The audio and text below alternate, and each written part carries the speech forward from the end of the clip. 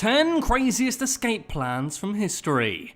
Before we crack on though, let me tell you about this new app that we're on called Rizzle. It's the new interactive video platform bursting with the seams with new creators. I'm on there giving you fun facts 7 times a week. So to join in the fun, check out all-time facts on Rizzle using the link in the description and pinned comment down below. Number 10. The Canadian Caper. Let's kick off with a plan so crazy it could easily be the plot of a movie, which in fact it actually was, eventually. The Canadian Caper was led by the joint forces of the Canadian government and the CIA on the 14th of November 1979. The aim? To help 6 American diplomats to escape the United States Embassy in Tehran, Iran, after it was seized. The diplomats escaped the assault and turned to the Canadian Embassy, who gave them shelter. Meanwhile, Tony Mendez, the authentication chief of the CIA's Graphics and Authentication Division, developed a plan to convince the Iranians the group was a Canadian film crew who were scouting locations for Argo, a science fiction movie set in outer space.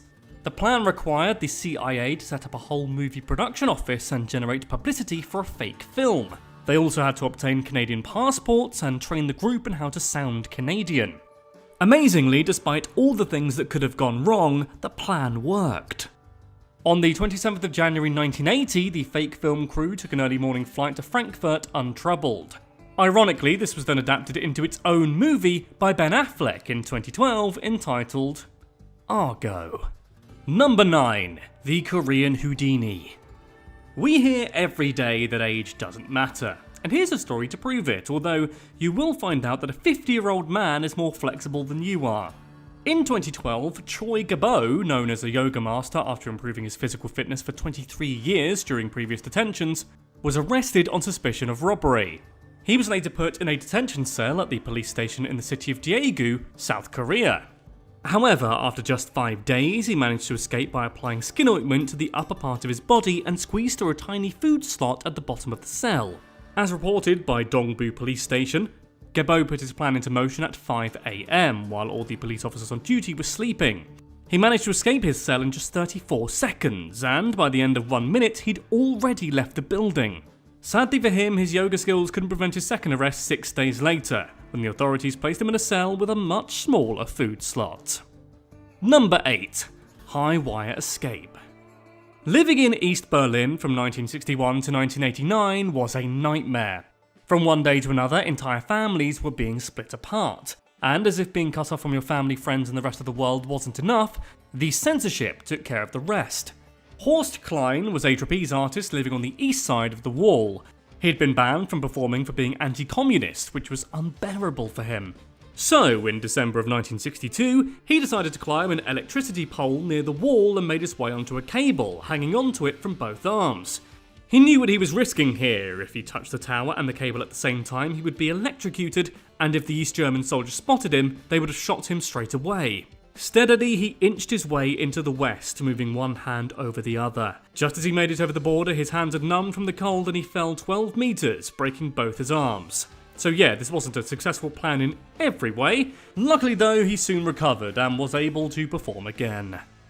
Number 7. Dazzle camouflage. If you think of the concepts of art and war and put them together, what comes to your mind?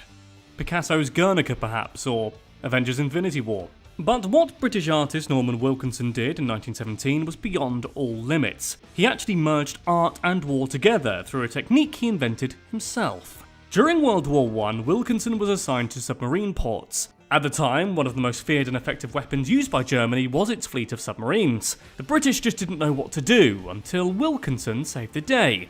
Wilkinson thought, if hiding a ship in the ocean is impossible, why not make it even more visible? He suggested painting ships with startling stripes in such a way as to break up their form to confuse enemies, allowing them to escape attack.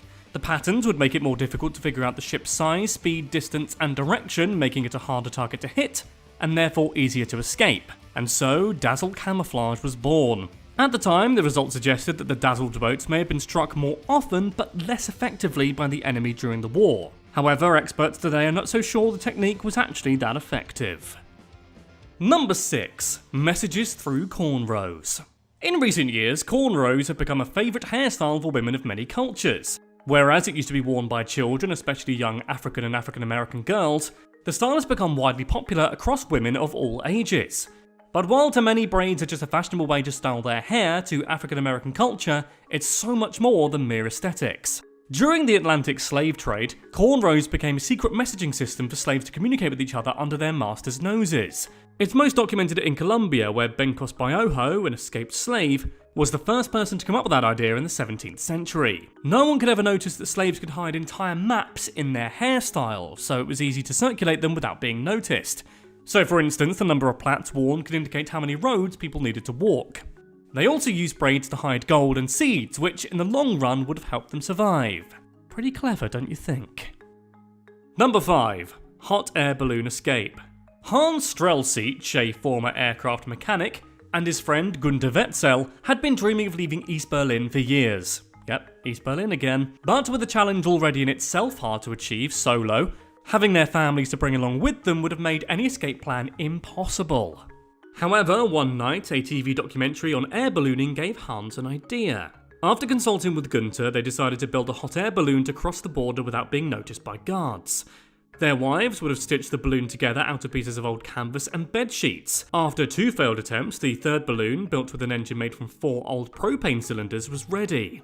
On the night of the 16th of September 1979, the 2 men gathered their wives and their 4 children onto the highest nearby hill. They floated towards West Germany at 2,400 meters, but as they approached the border, searchlights turned on them. Luckily though, they were already too far from the lights to make them visible. Finally, when their balloon ran out of gas, they landed safe and sound in a Bavarian blackberry thicket.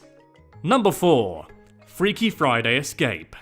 A gang leader wearing pink, and it's not even Wednesday. On the 4th of August 2019, Clovino da Silva, a Brazilian gang leader and a member of Brazil's Red Command drug faction, was caught trying to escape from a prison in Rio de Janeiro. So far nothing strange, but hear me out here. Da Silva was serving a 73-year sentence when he tried to escape with the help of a silicone mask, a black bra and wig, and a skin-tight t-shirt emblazoned with 3 pink donuts. According to the gangster, known by his alias Baixinho, which means shorty, he was trying to trick prison officers into thinking he was his 19-year-old daughter who had been visiting him. And to be fair, his plan was actually working. According to wardens, it was Da Silva's nervousness that gave him away. It's still not clear what Shorty was planning to do with his daughter once he made it out of jail. You know, a woman in a male prison, sooner or later, but mostly sooner, might have been noticed. In any case, wardens caught him and posted the video of him unmasking online. Wow. A criminal face reveal. Number 3. Cycle espionage. During World War II, the work of the resistance fighters was vitally important to win the war and to save innocent lives. Any small action could have made a difference, and anyone with a sense of what's right and a bit of courage could have joined them. Some of those daily heroic acts remain uncelebrated, but we know about one of them thanks to a thoughtful son following his father's death, revealing his dad's brave act. In 2003, Andrea Bartali, son of Italian champion road cyclist Gino Bartali, published a memoir on his father's life. As stated in the book, during World War II, right when Bartali was reaching the peak of his career, he was asked by the Cardinal of Florence to join a secret network. The organisation offered protection and safe passage for Jews and other endangered people. And so Bartali became a courier. On the surface, he was training in long rides for the races, but in reality, hidden in the frame and handlebars of his bicycle, he was carrying photographs and counterfeit identity documents to help oppressed people leave the country. Number 2. The Wooden Horse Escape. War brings out the worst in most people. But there are always kind human beings who prove that peaceful cooperation of individuals is possible even in the most extreme circumstances. During World War II, Stalag Luft III was a war camp for prisoners who tried to escape and held captured Western Allied Air Force personnel. In 1943, 3 brilliant men came up with a plan that would have set them and many other people free. Lieutenant Michael Codner, Flight Lieutenant Eric Williams, and Oliver Philpott decided to construct a vaulting horse and used it to cover the opening of a tunnel entrance close to the perimeter fence. If there's one place where they teach you that teamwork pays off, it's the army. They knew they had to trust each other and the other prisoners if they wanted this plan to work. So while they dug the tunnel, the other camp inmates vaulted continuously over the horse to mark the vibrations of the tunneling work. Once they escaped through the tunnel by posing as French labourers, the trio made their way by train to the Baltic and then headed to Britain. Number 1. Escape from Auschwitz. Many Holocaust survivors' testimonies have documented the horrors behind the walls of concentration camps, but Rudolf Verber and Alfred Wetzler's report was the very first written evidence of the mass murder that took place between 1941 and 1945. Werner and Wetzler escaped Auschwitz in April of 1944. The two climbed inside a space they prepared in a pile of wood stacked between the camp's fences. They stuffed the logs with Russian tobacco soaked in gasoline to put off the sniffer dogs and hid there. The following day, the Gestapo started searching for fugitives. They knew from previous escape attempts that the guards would have searched for them for just 3 days, so they waited there soaking wet with strips of flannel tightened across their mouths to muffle coughing for 3 nights. On the 4th night, using a page from a children's atlas as a guide, the pair slipped out and headed towards Slovakia. Some Polish peasants gave them shelter along the way, and finally, 8 days later, they crossed the border.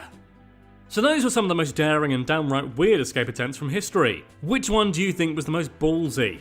Have we missed any out? You know, apart from Michael Scofield and Prison Break. Let me know in the comments down below. Be sure to give this video a like and subscribe to All Time 10s if you haven't done so already, for great videos like the one on screen now.